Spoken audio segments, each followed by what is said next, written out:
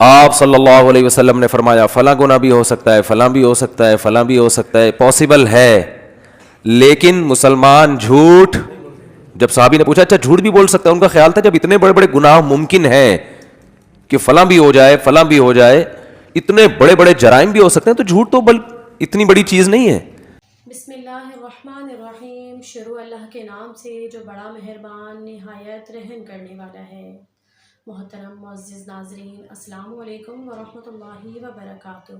محترم ناظرین، ہماری آج کی ریئیکشن ویڈیو ایک ایسے ٹاپک پر ہے جو کہ بہت بڑا گناہ ہے، یعنی کہ گناہ کبیرہ ہے، لیکن ہم اسے گناہ کبیرہ سمجھتے نہیں ہیں. ہم ان گناہوں کو گناہ کبیرہ سمجھتے ہیں جو ہمیں بولنے میں اور کرنے میں بہت دردناک لگتے ہیں، بہت بڑے گناہ لگتے ہیں. دراصل ہم انہیں بڑا گناہ سمجھتے ہیں، اور جسے ہم معمولی سمجھتے ہیں دراصل وہ معمولی گناہ نہیں ہے، گناہ کبیرہ ہے، گناہ عظیم ہے. وہ کون سا گناہ ہے جو ہمیں نہیں کرنا چاہیے، جس سے ہمیں ہر پل ہر وقت بچنا چاہیے، لیکن ہم اسے روزمرہ کے استعمال میں کر رہے ہوتے ہیں، ہم اپنی روزمرہ کی زندگی میں اسے ہر پل ہر وقت یوز کر رہے ہوتے ہیں، ہمیں پتہ ہی نہیں ہے کہ یہ گناہ عظیم ہے. تو اس کے لیے آج ہم نے ریئیکشن ویڈیو بنائی ہے، جس پر ہم نے کلپ لے کر آئے ہیں مفتی طارق محمود صاحب کا. تو آئیے چل کر ان کی ویڈیو کلپ دیکھتے ہیں اور انہیں کی زبانی سنتے ہیں، اور ہم جان لیتے ہیں کہ آخر کون سا ایسا بڑا گناہ ہے. چلیے آپ کے ساتھ مل کر سنتے ہیں کہ وہ کس طرح سے بیان کر رہے ہیں. حدیث میں آتا ہے ایک صحابی نے پوچھا یا رسول اللہ مسلمان سے فلاں گناہ ہو سکتا ہے؟ فرمایا ہاں، کبھی خواہشات کا غلبہ ہوتا ہے، فلاں گناہ ہو سکتا ہے. میں گناہ کا نام اس لیے نہیں لوں گا کہ لوگ پھر ان حدیثوں کا غلط مطلب سمجھتے ہیں. لوگ سمجھتے ہیں کہ یہ گناہ بھی کر لو تو کچھ نہیں ہوتا، حالانکہ یہ ایک مثال سے سمجھایا جا رہا ہے. انہوں نے دوسرے نمبر پہ پوچھا یا رسول اللہ فلاں گناہ ہو سکتا ہے؟ فرمایا ہاں وہ بھی ہو سکتا ہے. کبھی انسان ہے توبہ کر لیتا ہے، روکتا ہے انسان اپنے آپ کو، لیکن ممکن ہے، ممکنات میں سے ہے. فلاں گناہ ہو سکتا ہے؟ فرمایا ہاں وہ فلاں بھی ہو سکتا ہے. صحابی نے پوچھا یا رسول اللہ مسلمان جھوٹ بول سکتا ہے کبھی؟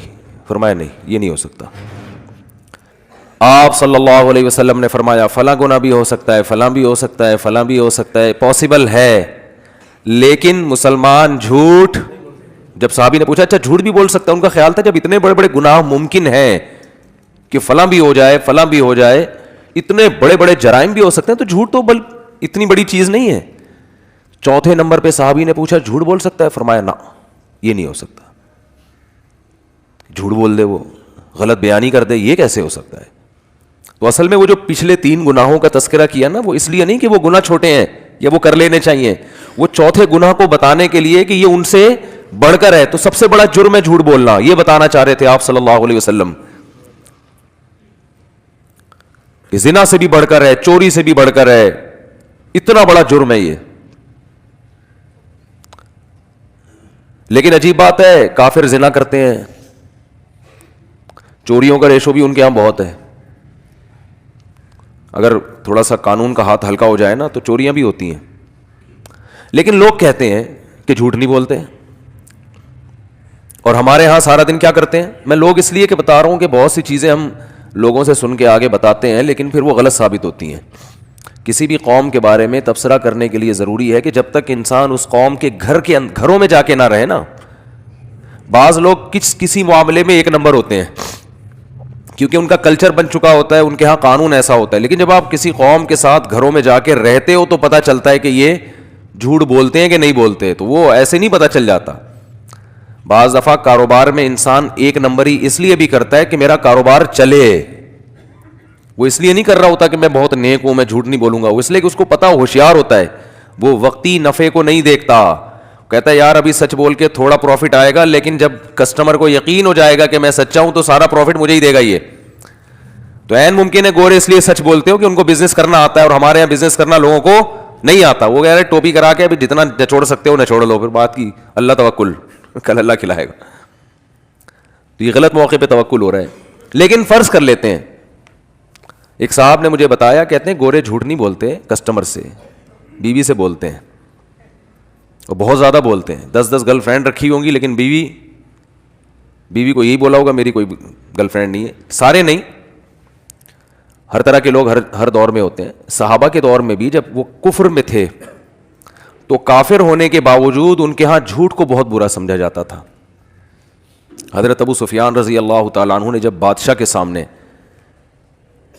تقریر کی ہے, حالانکہ یہ اس وقت یہ غیر مسلم تھے, حضرت ابو سفیان یہ غیر مسلم تھے, بادشاہ نے ان کو بلایا اور نبی صلی اللہ علیہ وسلم کے بارے میں پوچھنا شروع کیا کہ جس شخص نے تمہاری قوم میں نبوت کا دعویٰ کیا ہے اس کے حالات مجھے بتاؤ.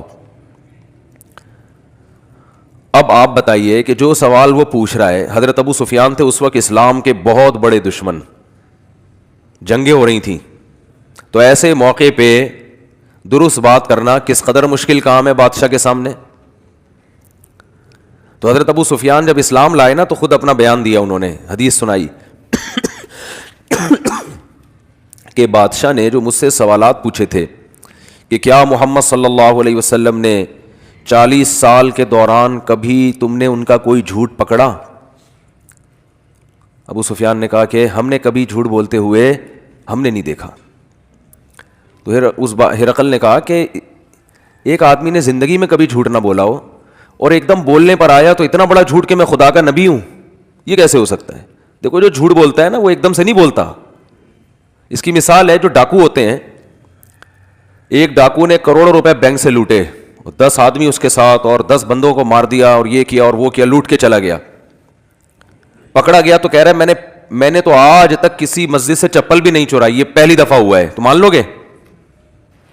بولو گے یار پہلی دفعہ میں اتنی بڑی کارروائی نہیں ہوتی, فرسٹ ٹائم تو یہ ہوتا ہے کہ آپ مسجد سے چپل چراتے ہو, پھر لوگوں کی گھنٹیاں بجا بجا کے بھاگتے ہو, پھر یہ ہوتا ہے, پھر یہ ہوتا ہے, ہوتے ہوتے ایک وقت آتا ہے کہ آپ بہت بڑے ڈاکو بن جاتے ہو.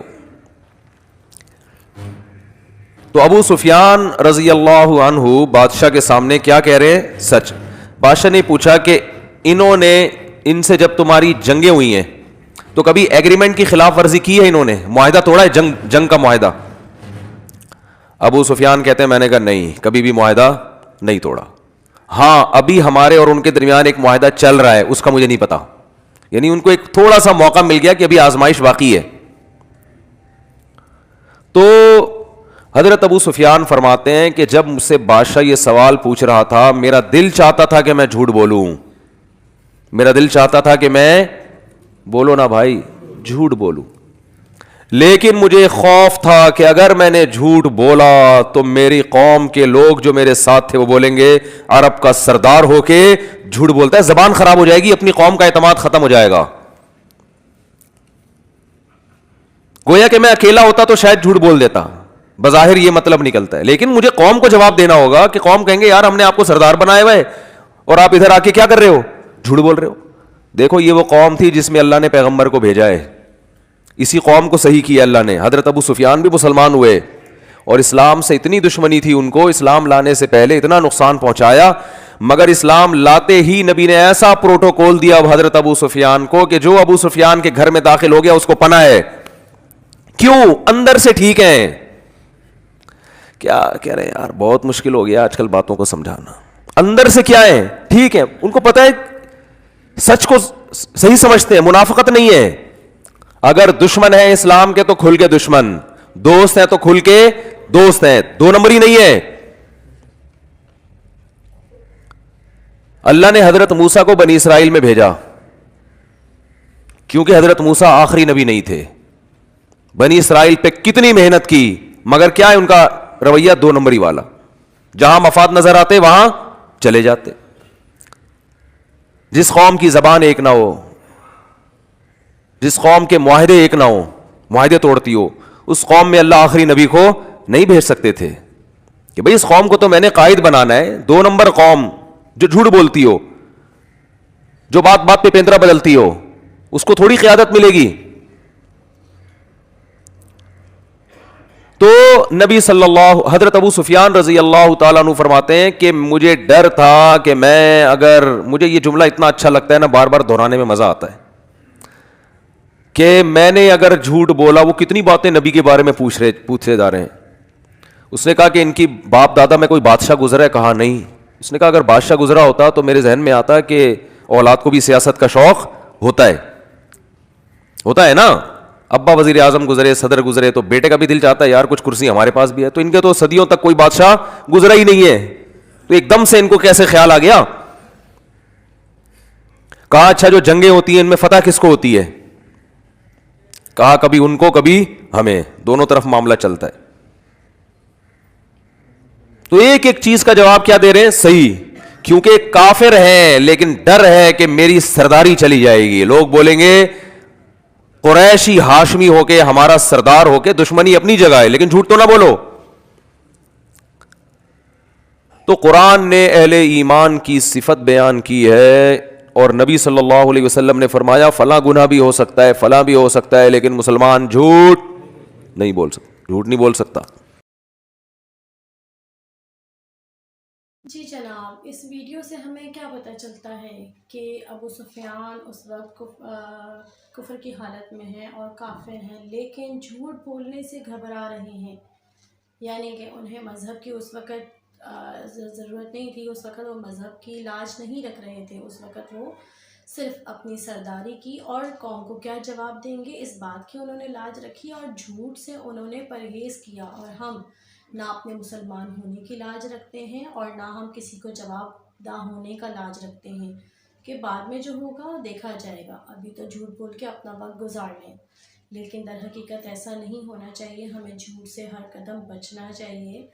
اپنے مسلمان ہونے کا ہمیں ثبوت دینا چاہیے. جب آپ صلی اللہ علیہ وسلم نے ہمیں اس گناہ سے اس قدر منع فرما دیا ہے کہ آپ جو گناہ کر سکتے ہیں, جتنا گناہ کر سکتے ہیں کر لیجئے, لیکن جھوٹ نہ بولیں.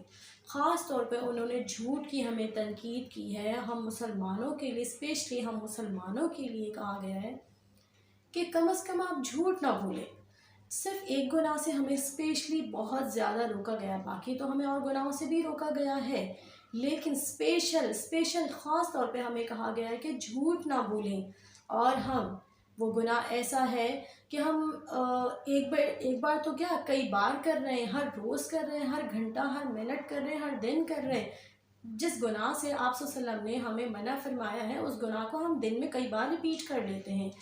یعنی کہ ہمیں جھوٹ نہیں بولنا چاہیے, ہمیں جھوٹ سے پرہیز کرنا چاہیے, جسے ہم پرہیز کرتے نہیں ہیں. اور بڑی بات یہ ہے کہ ہم اسے گناہ ہی نہیں سمجھتے, ہم اسے اپنے روزمرہ کے استعمال میں لے لیتے ہیں اس گناہ کو, جبکہ یہ بہت بڑا کفر ہے.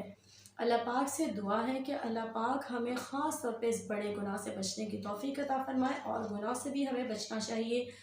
اللہ پاک ہمیں ہر طرح کے گناہوں سے محفوظ رکھے, لیکن خاص ہمیں جھوٹ سے بچنے کی توفیق عطا فرمائے, مجھے اور آپ کو, اور نیک عمل کرنے کی توفیق عطا فرمائے, اور ہمیں مسلمان اور شہادت کی موت نصیب فرمائے. اللہ پاک سے دعا ہے کہ اللہ پاک اپنے تمام مسلمانوں پر رحم فرمائے. آمین ثم آمین. انشاءاللہ ملتے ہیں ایک اور ویڈیو کے ساتھ, تب تک کے لیے اللہ نے کے بعد.